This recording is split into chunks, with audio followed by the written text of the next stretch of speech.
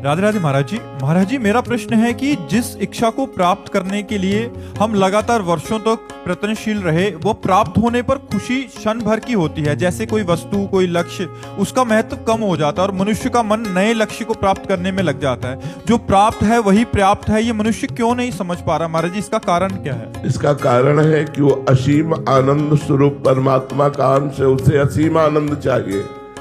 और असीम आनंद प्रकृति के किसी भी राज्य में नहीं है, न किसी वस्तु में, न किसी व्यक्ति में, न किसी पद में, न किसी प्रतिष्ठा में।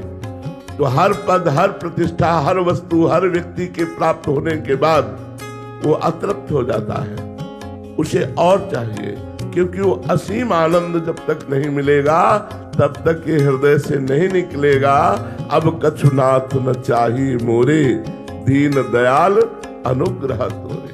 जब तक प्रभु के चरणारविंद, जब तक प्रभु के नाम, जब तक प्रभु के रूप, प्रभु की लीला का आनंद नहीं मिलेगा, तब लग कुशल न जीव कहो, सपने हो मन विश्राम। जब लग भजत न राम कहो, शोक धाम तज काम। तब लग स्वप्न में विश्राम नहीं मिल सकता जब लग भगवान का भजन नहीं करोगे। भगवान के भजन से ऐसी हृदय में तृप्ति होती है जागतिक, कि कोई इच्छा नहीं रह जाती, कोई इच्छा नहीं रह जाती। इच्छा का ही नाश हो जाता है। न पारमेष्ठ्यम, न महेंद्रधिष्ण्यम, न सार्वभौमम, न रसाधिपत्यम, न योग सिद्धि अपनर्भवम वा।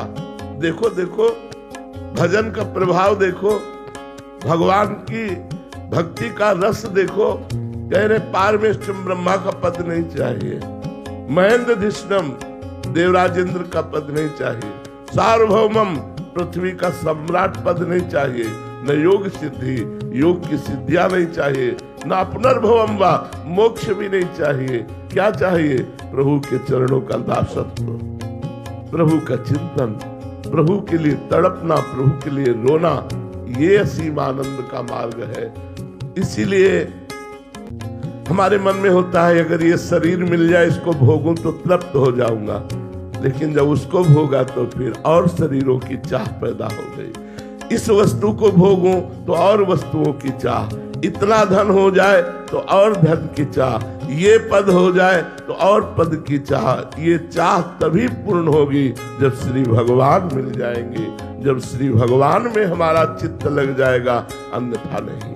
क्योंकि हम असीम आनंद परमात्मा के अंश हैं, तो हम असीम आनंद परमात्मा की ही प्राप्ति में संतुष्ट हो सकते हैं, अन्य किसी से हो ही नहीं सकते। चाहे त्रिभुवन की राज्य लक्ष्मी एक को दे दी जाए तो भी वो संतुष्ट नहीं होगा। महाराज ययाति ने अपनी जवानी तो भोगी ही, अपने पुत्र की 1000 वर्ष जवानी लेकर भोगा, तब अनुभव लिखा कि जो भगवत विमुख है उसे पूरी सृष्टि की स्त्रियां, धन, जौ और पद प्रतिष्ठा सब दे दिया जाए तो भी वो तृप्त नहीं हो सकता। तृप्ति भगवान के भजन में है।